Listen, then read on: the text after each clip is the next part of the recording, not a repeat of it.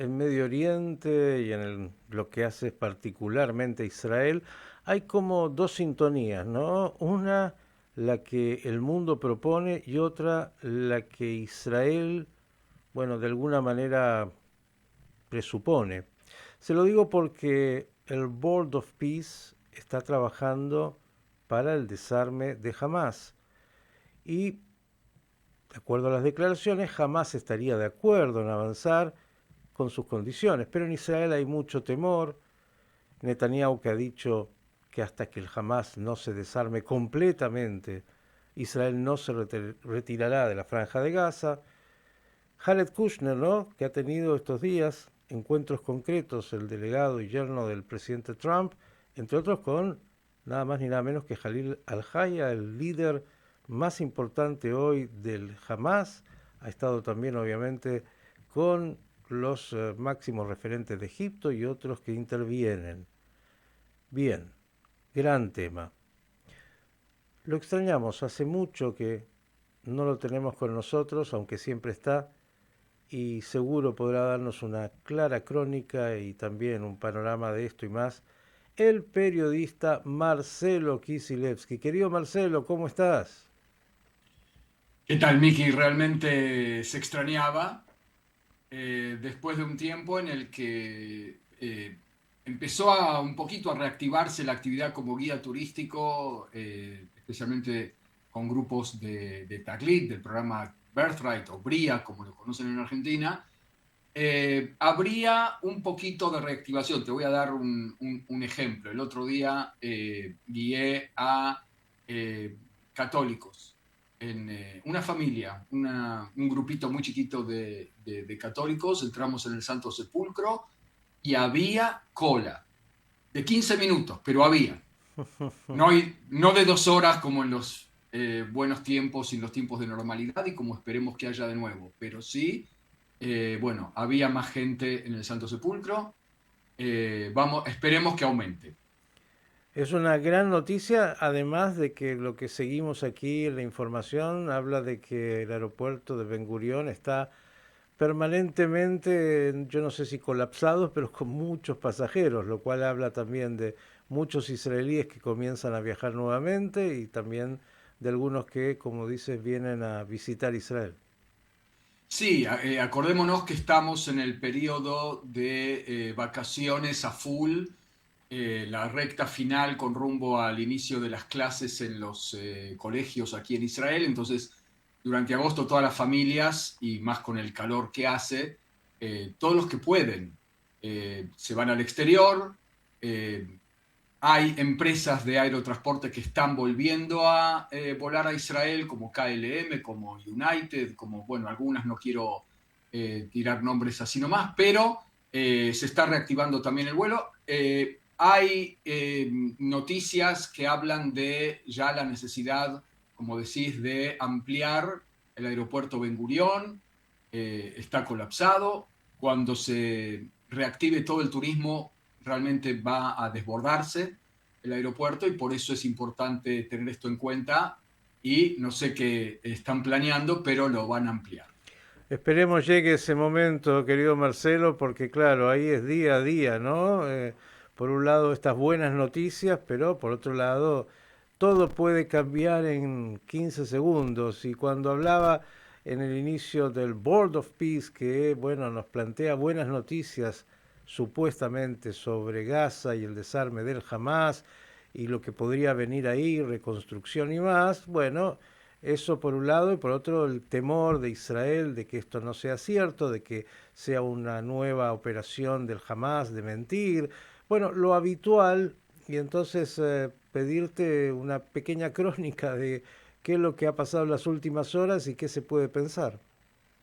Sí, bueno, tenemos que derribar mitos, como siempre. Es decir, esto de que el Hamas acepta el plan y que está dispuesto a convertirse en blancas palomitas y desarmarse es relativo. Nadie lo cree. A mí me cuesta pensar que Jared Kushner lo cree, pero es un hombre que además de ser pragmático, va igual para adelante con sus planes, con sus proyectos y piensa quizás que el viejo lema norteamericano de fake it until you make it, ¿no es cierto? Simularlo hasta que se haga realidad, puede funcionar también en este caso.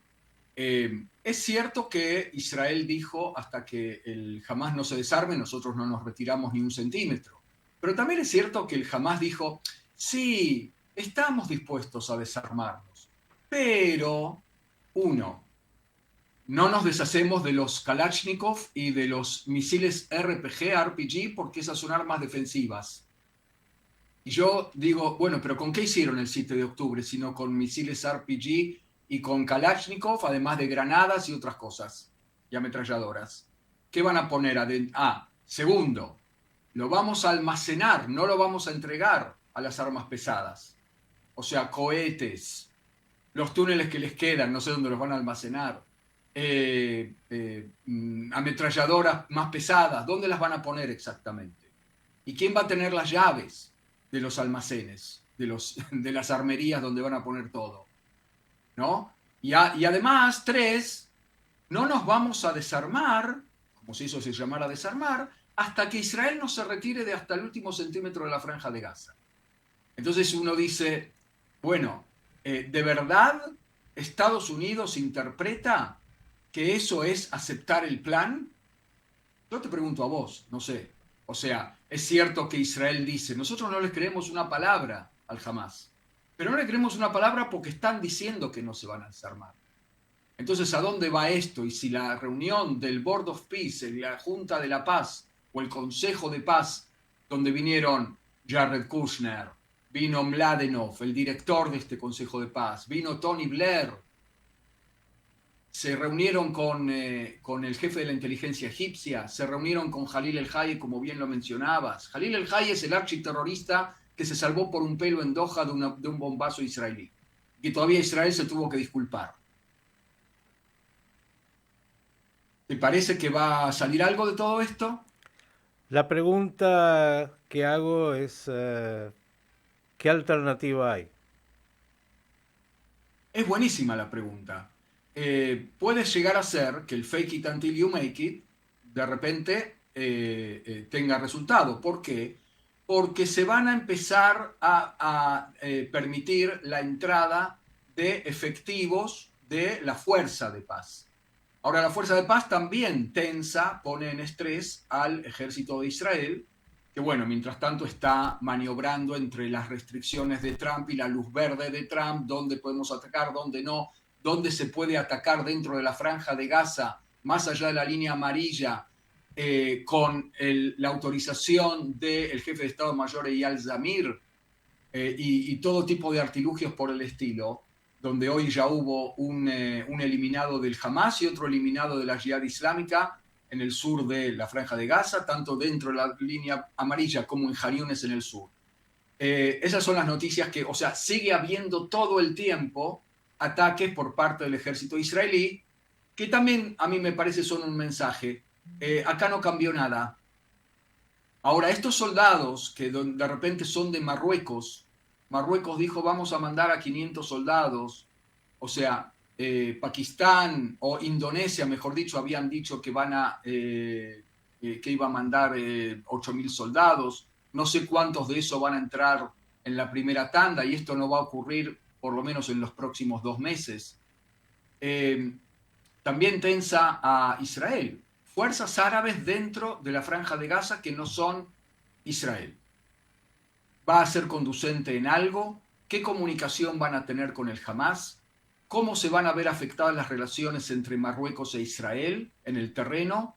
Esto puede dar a quizás a roces diplomáticos con un país con el que hace muy poco, bueno, si consideramos 6 años en los acuerdos de Abraham en 2020, se hizo un acuerdo de normalización con Marruecos, ¿no? Fue uno de los 4 países. Entonces, ¿cómo va a quedar afectado esto?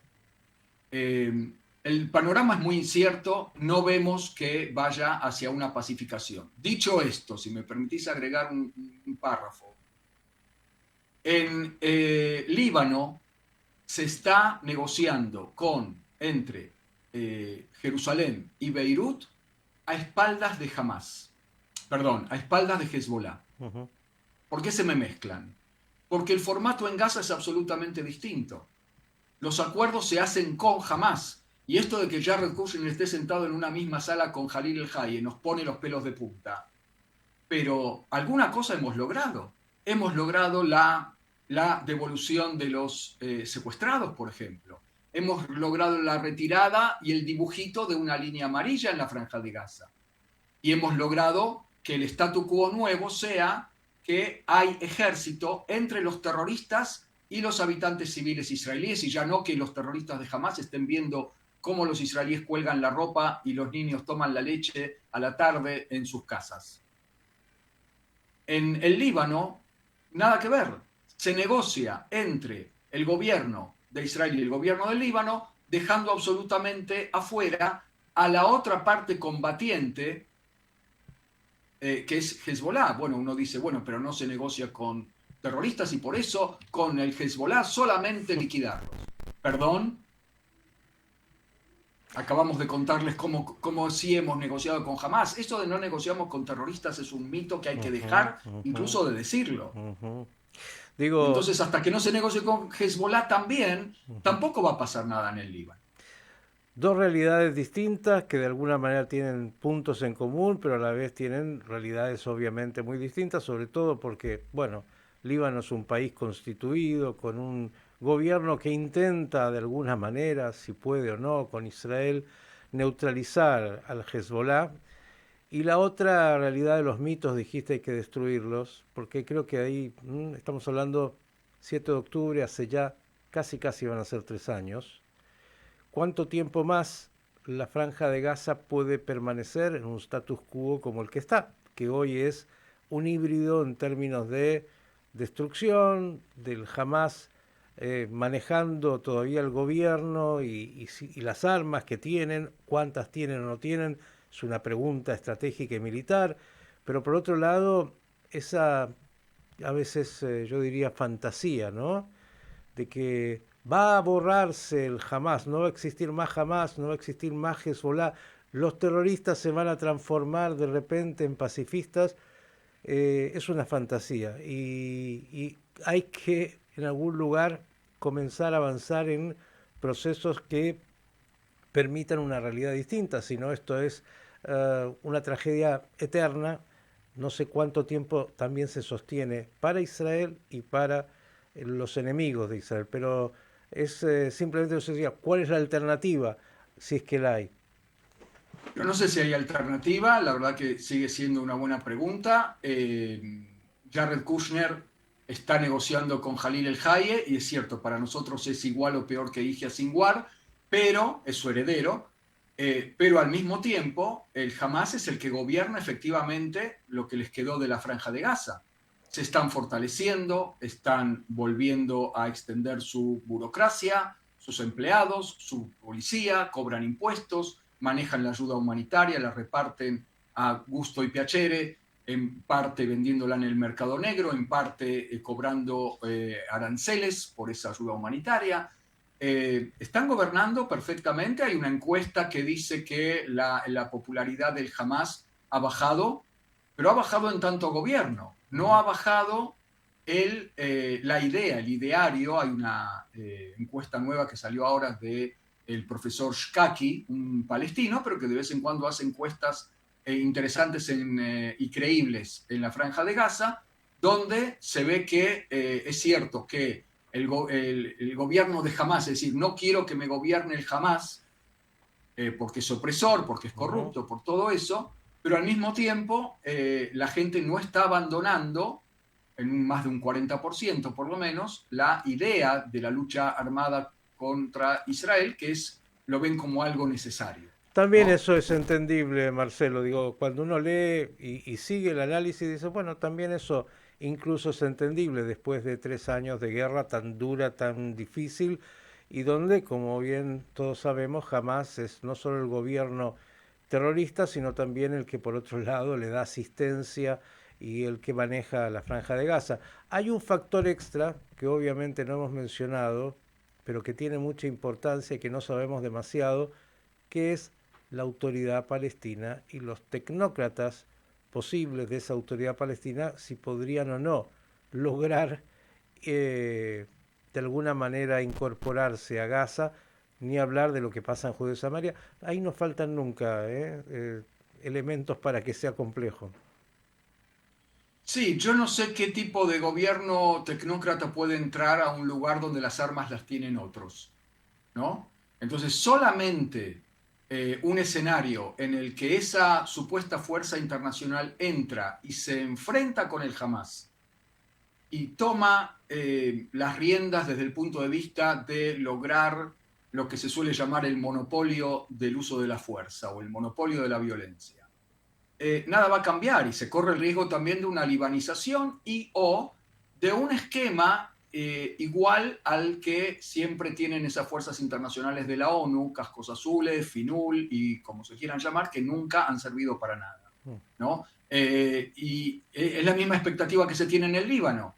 ¿Qué quiere decir? Que Israel se va a ir retirando de puntitos y a medida que lo haga, el ejército del Líbano va a tomar posición para mantener a raya al Hezbollah. ¿Qué quiere decir controlar esas zonas si no se enfrentan físicamente y a los tiros con Hezbollah?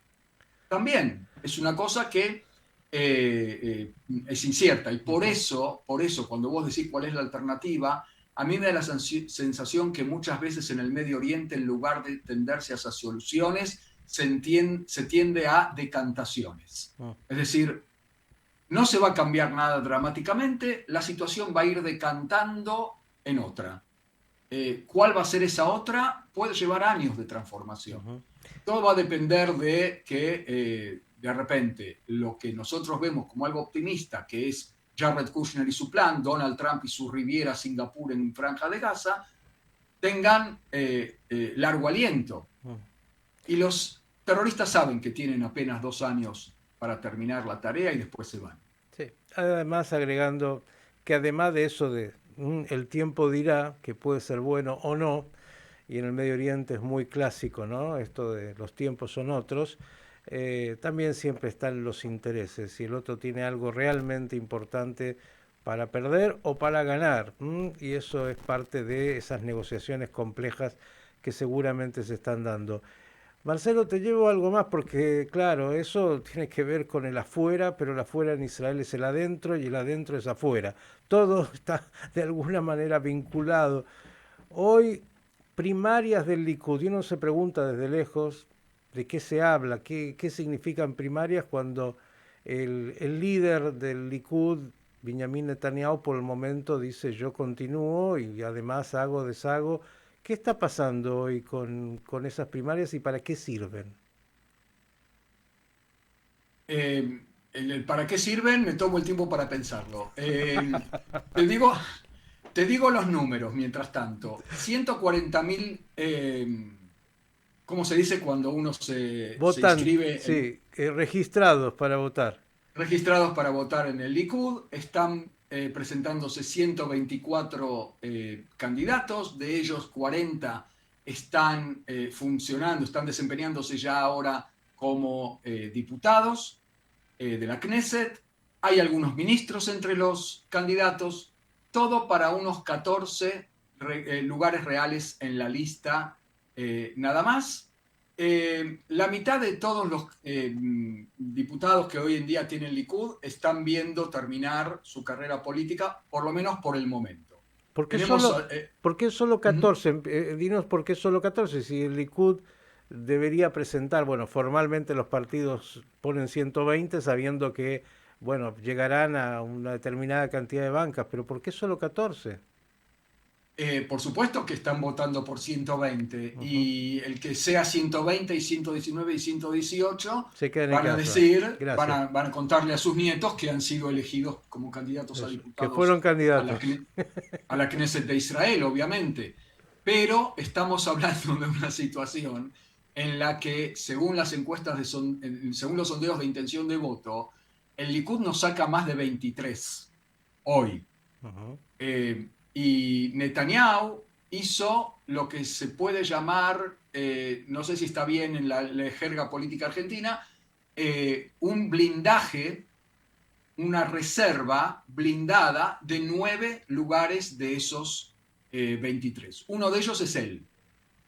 Y está bien, según los estatutos del Likud, seguramente el líder, que es el presidente o el titular del Likud, tiene su lugar asegurado. Y después 8 más, o 9 más, la verdad que no estoy seguro ahora si lo incluye a él o no, de sus hombres y mujeres. Alguna mujer también hay, tipo Miri Regev.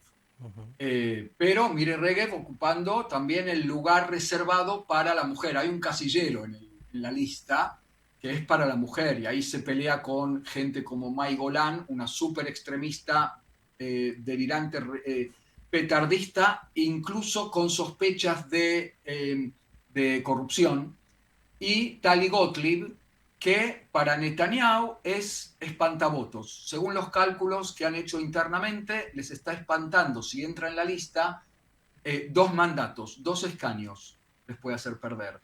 Y entonces Netanyahu no quiere ni a Tali Gottlieb en la lista, ni a otro señor que se llama Nir Barkat, ex intendente de Jerusalén, que según los trascendidos a la prensa, y que parece que Netanyahu sabe un poco más, le habría encabezado un intento de golpe de Estado interno dentro del Likud después del 7 de octubre, junto con Yuli Edelstein, que Yuli Edelstein ya se fue del Likud, pero Nir Barkat se está postulando ahora. Entonces, Netanyahu lo que hizo es reducir la lista de lugares, un poco para meter a su gente y asegurarla, y otro poco para intentar que determinados indeseables para él no estén en la lista. Es decir, la repartición de alguna manera de quienes acompañarán esos primeros 23, 24, 25 candidatos, el orden que cada uno tendrá, después de esos 9 o 10 que Netanyahu ya definió a dedo quiénes son los que lo acompañan, ¿es así? Sí, con lo cual hay muchísima crítica de los licuderos, no sé si se llaman así, tradicionales de la vieja guardia de Menachem Begin y compañía, que están diciendo qué clase de primary son estas, si nosotros desde el principio, después de un poquito de tire y afloje, habíamos definido unas primarias amplias, si se acuerdan algunos de nuestros espectadores de las Shviot, ¿cómo se puede decir en español? Los grupos de A7, ¿no? Un sistema complejo que no vamos a explicar, pero que aseguraba que entraran diputados veteranos junto con nuevos, ministros junto con no ministros. Bueno, había 2 vueltas en las primarias para dar oportunidad de hacer correcciones de todo tipo. Pero, Simplificaron. Netanyahu dijo, claro, yo me quedo con estos 10 que ya están y después vemos los que siguen.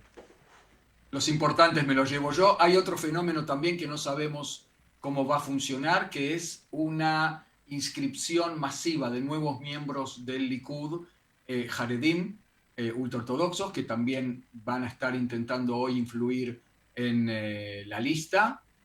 Se están quejando dentro del Likud que no los queremos como votantes, no sé por qué los aceptamos, y al final, llegado el caso, no van a votar por el Likud. Simplemente están influyendo en qué tipo de lista va a ser. Y entonces nosotros lo que podemos llegar a atestiguar, Miki, es un partido Likud que va a ser una mezcla quizás de 2 partidos. Un ala tradicional, liberal, democrática, etcétera, y un ala extremista religiosa de ultraderecha que les está como cooptando el partido, Qué ¿no? interesante esto que has planteado, por el que no lo entiende. Eh, Ultraortodoxos ingresan en las primarias para elegir y de alguna manera, bueno, poner cierta línea dentro de esos que van a estar como candidatos para el Parlamento y tener ojalá algunos representantes, y por otro lado cuando terminan votando no votan al Likud, van a votar a sus propios partidos, y después viene todo esto que es el armado de las coaliciones. La salida de Yuli Edelstein y algunas otras figuras conocidas del Likud pretende que armar por fuera del Likud lo que llaman aquí colectoras, es decir, algunos que pretenden tener también una representación y después sumarse desde afuera. Hay quienes sospechan incluso que esto es una maniobra de Netanyahu y no de Yuli Edelstein y Gilad Erdan. Lo que pasa es que también por el otro lado, a esta maniobra de salida de estos dos destacados miembros del Likud, Yuli Edelstein es de una vieja guardia republicana, republicana la digo en el sentido sanmartiniano y no en el sentido Ronald Reagan, ¿no? En el día Siempre hay que correcto, aclararlo. en el día Sí, correcto. claro, tipo Begin, Ujú. ¿no? Y que fue titular de la Comisión de Defensa y Relaciones Exteriores y propuso una ley más o menos buena de reclutamiento de los ultraortodoxos y por eso terminó siendo expulsado y escupido prácticamente Ujú. de esa comisión. Y Gilad Ardan, que fue un buen embajador de Israel en las Naciones Unidas, están una vez más siguiendo la tradición de los Dan Meridor, Ronnie Miló y tanta otra gente, Itzik Mordejai, que se han terminado eyectando de un Likud que ya no lo ven como casa propia. Y por el otro lado, no están negando, por lo menos Gilad Ardan, que se van a juntar en una coalición después de las elecciones con Netanyahu. Es decir, ellos están diciendo, nosotros no boicoteamos ningún nombre, queremos que sea un gobierno sionista, que incluya a Lieberman y que incluya a este, que incluya también a Netanyahu y que incluya al otro, como al pasar, ¿no? Así que Con lo sí, cual podría ser una estrategia de Netanyahu también para sumar por otros lados. Es exacto. muy, muy complejo. La gente no entiende hasta dónde. La gente simplifica y cree que en Israel el primer ministro, como los lugares muy presidencialistas, es el dueño y que de ahí surge todo. No, no, es todo un organigrama de coaliciones que tiene que tratar de sostener, de formar primero.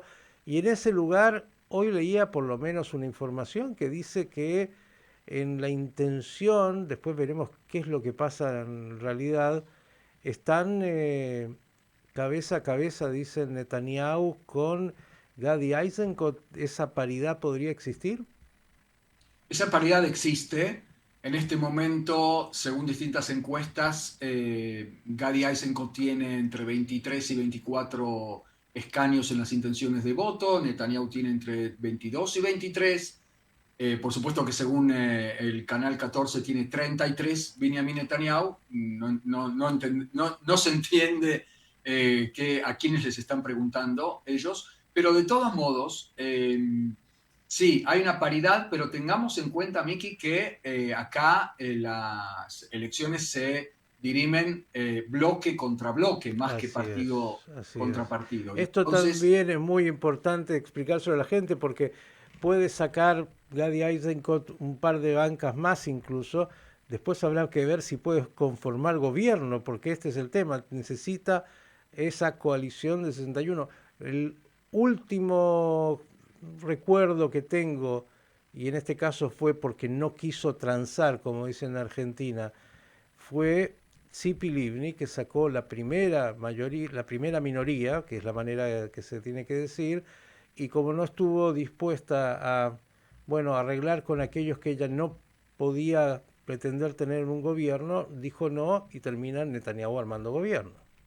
es cierto, porque el presidente del Estado le da la potestad, Ujú. después de consultas con todos los cabezas de lista, de formar coalición a no a aquel que ganó más bancas en las elecciones, sino a aquel con mayores posibilidades de formar coalición. Es totalmente distinto. Uh-huh. Y por eso pudo pasar luego la pelota a Netanyahu, que era el segundo con más posibilidades. Y él lo logró. En este caso, el bloque, que algunos lo llaman el bloque cualquiera menos Bibi, o el bloque anti-Bibi, está ganando por ahora. En las últimas encuestas anduvo rozando los 60, en las anteriores venía con 56, es decir, va fluctuando también todo esto. Y el bloque pro-Bibi alrededor de 53 a 55 diputados, es decir, no tenemos que despedirnos todavía del bloque Netanyahu. Si las elecciones son hoy, aparentemente Netanyahu pierde, pero no hay garantías de que Eisenkot logre formar coalición. Eso a condición, un paréntesis más, de que dentro del bloque anti-Bibi, o sea, dentro del bloque, lo llaman más elegantemente el bloque del cambio, se pongan de acuerdo quién va a ser la cabeza, porque todavía no está claro si va a ser el que más gana escaños, como quiere Eisenkot, o el que ya fue primer ministro, como quiere Bennett, o el más veterano y que más experiencia tiene en todos los puestos, como quiere Lieberman, ¿no? Es decir, cada uno con su criterio diciendo, yo tengo que ser primer ministro y eso es obvio, ¿no? Kisilevsky, candidatese, ¿sabe qué? Usted va a tener posibilidades, ¿eh? Está todo abierto, más de lo mismo en términos, desgraciadamente, de la política israelí, porque se repiten de alguna manera los mismos elementos que aparecieron en las últimas elecciones, los pro-Bibi, los anti-Bibi y los temas importantes siguen siendo de segunda escala, aunque son los realmente importantes que deberían estar como prioridad. Muy complejo y todo puede pasar en lo que falta hasta el momento de las elecciones y tiene que ver con no solo los factores internos, ahí cualquier mecha cambia todo. Marcelo, como siempre, un placer enorme. Esperemos te lleguen muchos turistas pronto y que me digas, no, hoy no puedo porque estoy con un grupo de acá o una familia de allá y que tengo que mostrarles las bondades de ese país que tiene tantas cosas bellas, pero que tiene tantos desafíos. Abrazo enorme y saludos a Kushner y familia. Muchas gracias y con tu permiso me voy a quedar en el micro hablando con el micrófono o aquí en el canal de YouTube y no desde el podio de la Knesset. La política tendrá que seguir esperando. Bueno, todo depende de lo que oferten. Abrazo grande. Marcelo Un Kisilevsky, abrazo. periodista, dándonos un panorama, bueno, de lo que pasa en Gaza, del Board of Peace y cuánto puede o no realmente pensarse que eso se concrete. Luego la política interna, estas primarias del Likud, nada aburrido por ahí.